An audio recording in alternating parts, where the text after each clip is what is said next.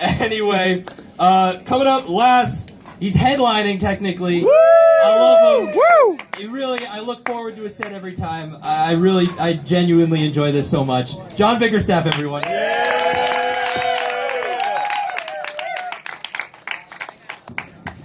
Thank you, Ben. Thank you, Wes. I'm going to change things up real quick. Woo! Yeah. Find your light, motherfuckers.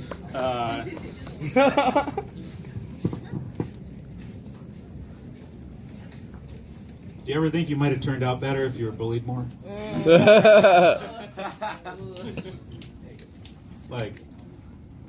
Yeah, I certainly don't condone bullying, but I would have saved a lot of angst in my 20s if someone told me I was a big fat faggot when I was 14. I was homeschooled, so my adversity was not having to face adversity. It's harder than you think. But when I did finally go to college, my favorite formative experience, my favorite thing I learned in college was the game Never Have I Ever. I liked this game because it allowed me to penalize people less interesting than me. And I was good at this game because I was a 21-year-old closeted homeschooled college freshman. So never had I ever done much. Never had I ever taken the SATs. Never had I ever been on an airplane.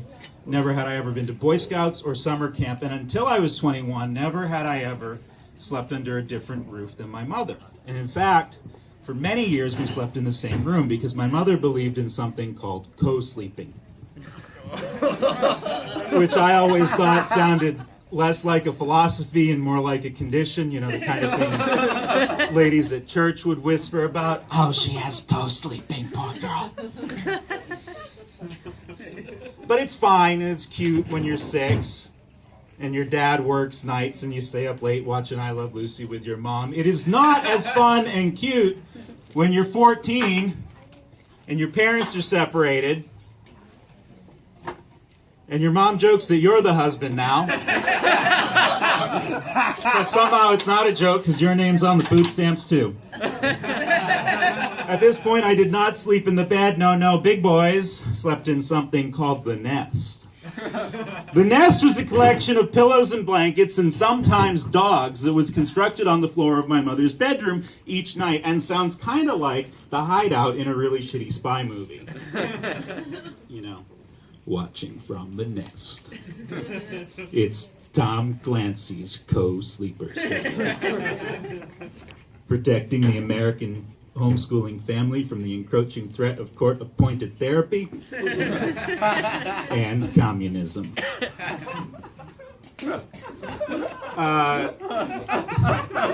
Circling back to the bullying, my mother, I swear she viewed the world through these sort of porn-tinted glasses because she'd always warn us off the school kids with these cryptic yet erotic statements about how somehow I'd be bullied into go to summer camp and be bullied into skinny dipping or playing strip poker, and I was like, you had me at cabin full of teenage boys.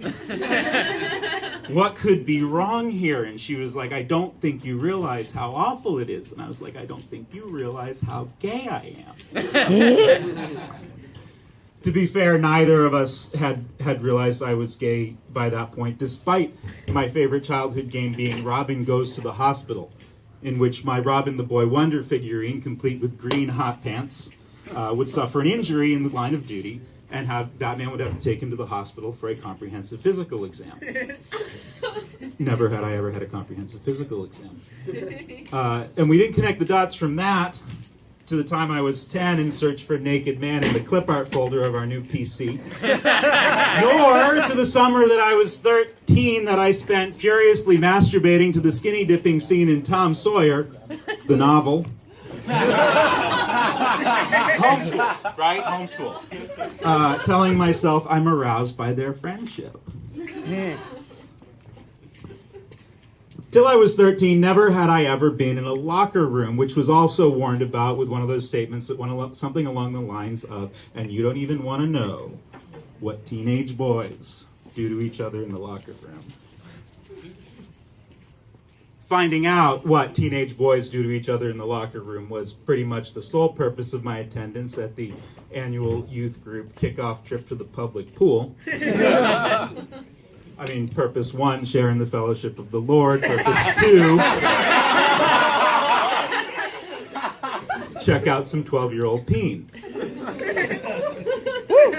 So we go on this trip to the public pool, and of course there are changing rooms, and of course everyone uses them because we're fucking 13. And I go on my merry way to the pool, I'm stopped by the lifeguard, who says, "We don't allow boys to wear shirts in this pool." And this is not in the way that I or my mother might think, where I'm not allowed to wear a shirt or anything else. This is the bad way, where I'm not allowed to wear a shirt, or I go back and cry in the locker room for the rest of the night. Now, if you hadn't figured it out, I was a fat kid. It's a miracle I wasn't a fatter kid, because in my family, an acceptable dinner was 1 box of macaroni and cheese per child.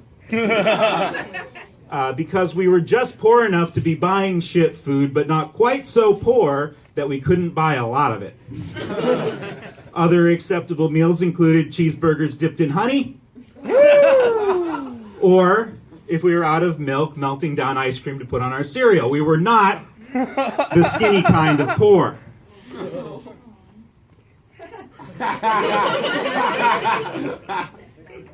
And I knew I had feelings about when I looked at the other boys, because they had something I didn't. I sort of associated it with something economic, and they had bodies that didn't embarrass them, and they had summer camp, and they had Boy Scouts, and they had vacations, and they had swimming. And never had I ever been to summer camp or Boy Scouts, and never had I ever felt thin. But never have I ever lost a game of Never Have I Ever. Thank you, you've been lovely. My name's John. I write most of my stand-up in the shower because it gets me in the mood for performing because I'm wet. Thank you. John Bickerstaff, everybody.